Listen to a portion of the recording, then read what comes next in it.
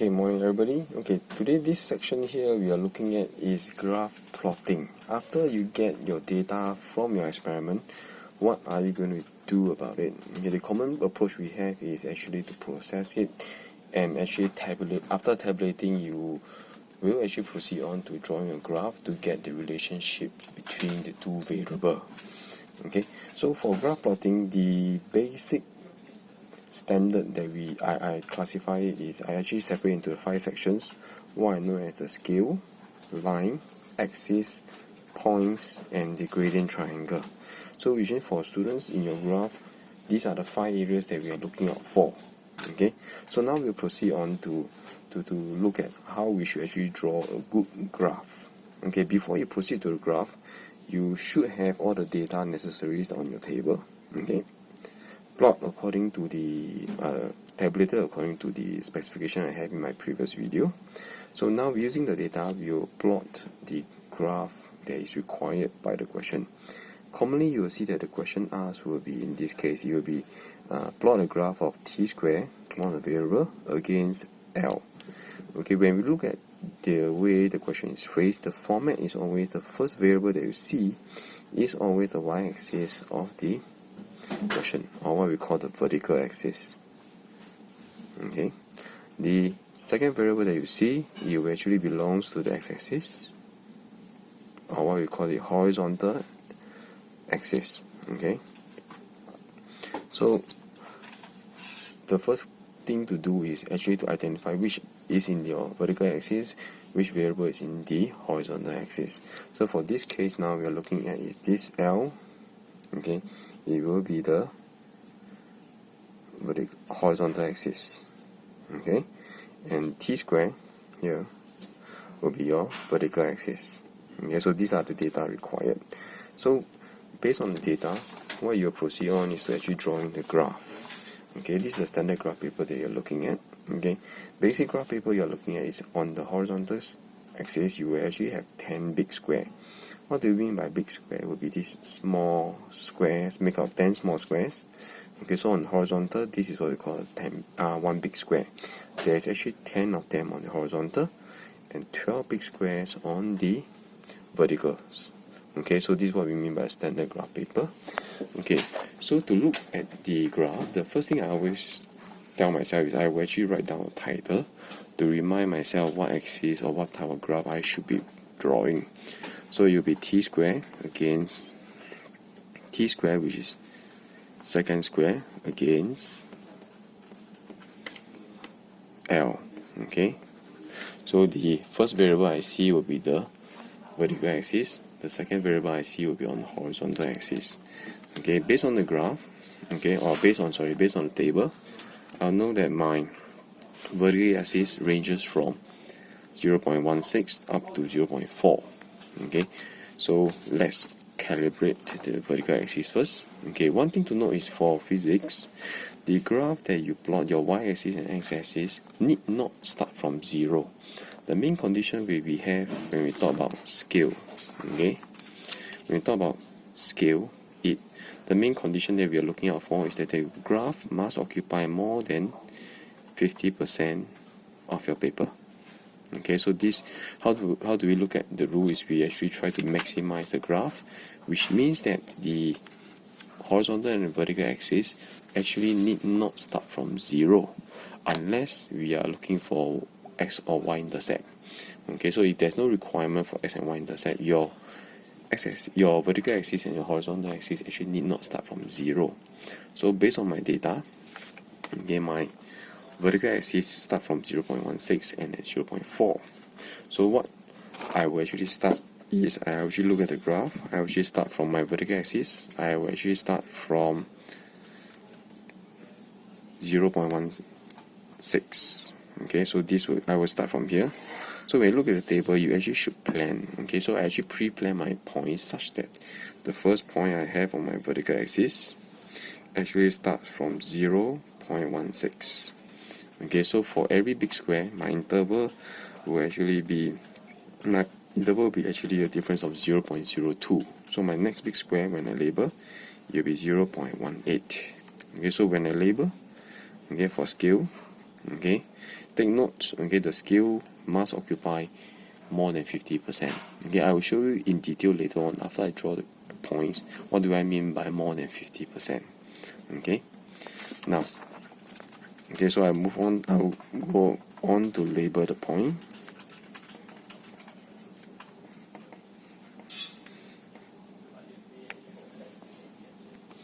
Okay, now I have labeled my vertical axis. Now I will move on to the horizontal axis. Horizontal axis, from the data that I have, my horizontal axis ranges from 40 to 100. So what I do is, I don't need to start from 0. So what I do is I will actually start the axis directly, okay, from 40. Okay, so this is what I will do, my vertical axis. Okay, I will label my vertical axis, label the big square. Okay, so what I do is I will label that my first point, let's say I start from 40, followed by, I'll start from 30, and I'll label it from 40, 50, 60, and so on. Okay, so my scale is partially done already. Okay, later on I will go through the checkpoint for scale. What do I mean by more than 50%? Okay, for in the meantime, we look at the second factor that we have under my criteria. So the first one is scale. The next one I will look at is actually axis. Okay, what do I mean by axis? Okay, when you label the axis, okay, you have to label in the same format as your data, as your table header. Okay, it is always labeled as units symbol followed by units. Okay, so in this case, my vertical axis, I will label it as t square s square. Okay, the symbol is t square, the unit will be s square. My horizontal axis, okay, which is L, I will label it as L/cm. The symbol is L. Okay, the unit will be cm. Okay, so for axis labeling, okay, two of the things that we are looking out for. Firstly is your axis must be labeled according to the header, okay, which is the symbol/unit, and each of the big square are actually labeled. Okay, so when we look at your axis, we are looking at the labeling. Okay, which consists of the unit, the symbol /unit followed by big square. Okay, so you have what we know by the factor. Okay, under axis we have two conditions. You must make sure your axis is labeled accordingly, okay, to the symbol /unit, and each of the big square are labeled. Okay, so this is the minimum criteria we are looking out for. After that, we will look at your points. So once you have all this set, you are ready to label the points. Okay, remember, before I do this, I actually pre-planned already. So now what I do is I will label the point. For labeling a point, what I advise students to do is always look at the first and last point. Okay, same as your planning. What do I mean by this? So let's say I plot my first point. My first point is 40. Yeah, 40 cm is around 0.161, so it's roughly here. That's my first point. My last point is actually 100 cm at 0.4, so 100 cm and 0.4, so it will be somewhere here. Okay, the first and last point is important because this will actually tell us how big your graph is. Okay, so for scale wise, okay, when you're looking at how big your graph is more than 50% is actually pertaining to the first point and the last point. Okay, so how do I measure your scale? Is you compare the distance between the first point and the last point, the vertical distance between them. It must occupy at least half the vertical axis, which means I'm looking at 10 big square on the horizontal. So my graph or my points, my first and last point must at least occupy more than 5 square in the horizontal axis. So in this case, I actually occupied 1 square, 2 square, 3 square, 4 square, 5 square, 6 square. So 6 out of 10 is definitely more than 50% of the horizontal. So for vertical axis, there are 12 big square. So I look at the difference between them. My first and last point, I actually occupy 12 square. So it's actually the biggest scale I'm looking out for.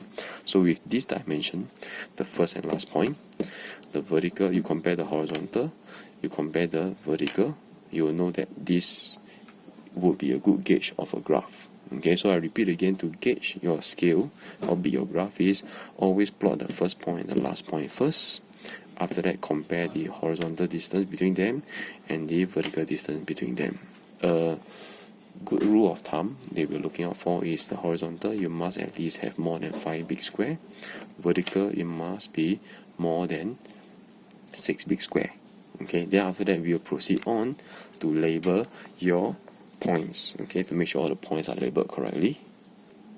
Okay, once you have your point plotted, okay, double check. I have 2, 4, 6, 7 points, so I should have 7 points drawn. 1, 2, 3, 4, 5, 6, 7. So they are check that they are plotted at the correct location. So once this is done, okay, your points will be checked. Okay, so axis I've checked, scale I checked, axis I've checked. So the next one I move on is actually to look at my line. My line, the line I'm looking out for is actually what we call the best fit line, where it means I have roughly the equal number of points up and down. It need not cut all the points. I'll just make sure I cut the maximum, and the leftover point is actually distributed on equal side of the line, the above and below the below line. Okay, so the common technique I use is, instead of using a ruler this way, I actually place the ruler vertical, so I can actually see clearly which point is above the point, above the line, and which point is below the line or is on the line. Okay, so roughly for this question, you take a look. I will actually draw my line this way, so that I cut almost all the point. Okay, so some are up, some are down. Okay, so I take a look at this. Okay, so a good line would be this way.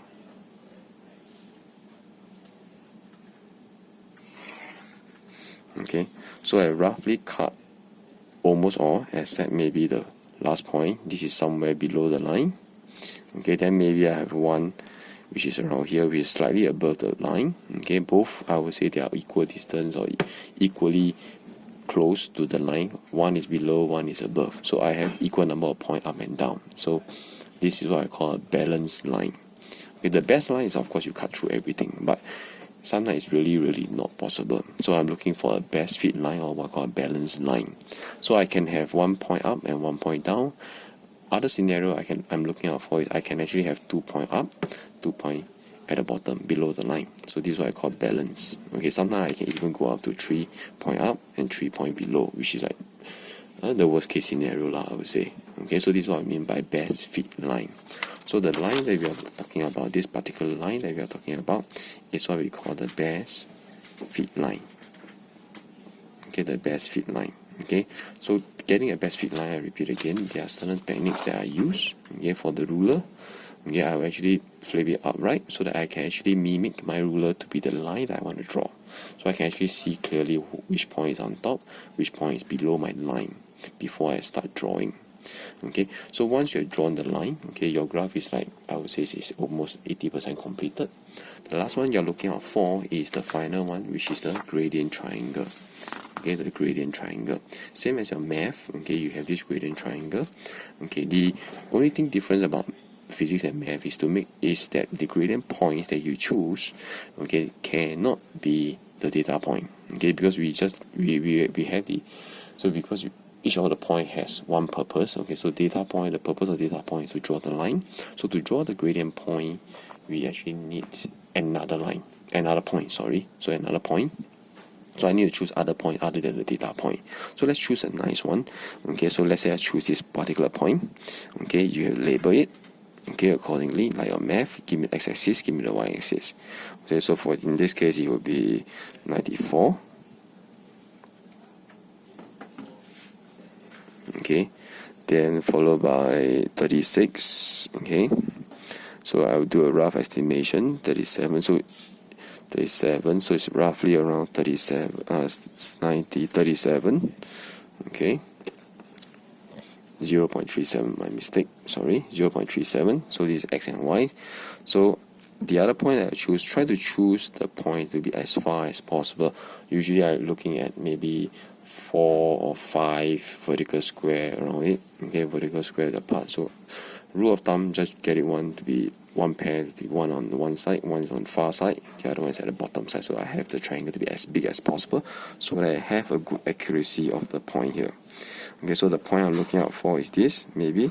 Okay, I will use 45 and 0.18. Okay, so this is the 2 points that I chosen.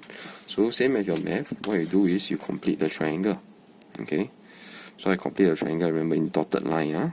Okay, in dotted line, I don't want to confuse the marker or the user or the reader that the triangle line is actually my data line. Okay, so dotted line is for the gradient. After that, I do a dotted line. Okay, so the gradient triangle would be my gradient triangle. Once you have it, okay, proceed on to do your working for your gradient triangle.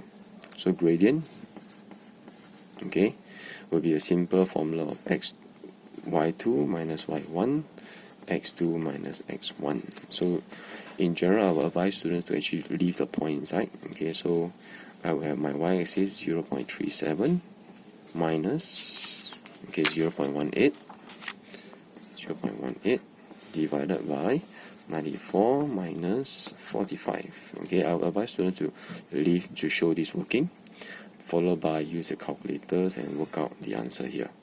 Okay, so you'll find that this is division, same as the process data. We will follow the least SF of the data used. So on top, I will have 2SF, 2SF, 2SF. Below, I have 2SF and 2SF. So this answer, according to your calculator. Okay, once I have it, okay, you can look in your calculator to get the answer. Okay, so the numerator and denominator. After that, I will have the final answer. Okay, since all the data used are 2SF, I will follow the least of SF, which is 2SF. Okay, so I leave my final answer to be this way. Okay, take note, gradient, usually we don't assign a unit for it. Okay, so just to make sure it. Okay, so with this will be what we call the basic guide for drawing a good graph. Okay, from all the way from the scale, line, axis and points, all the way down to the last one, which is the gradient triangle. Okay, including the working. Okay, I hope this will be a good guide for you on how to draw the graphs or a good graph for your physics practical or physics experiment. Okay, I hope this is useful for you. Okay, have a nice day everybody. Bye bye.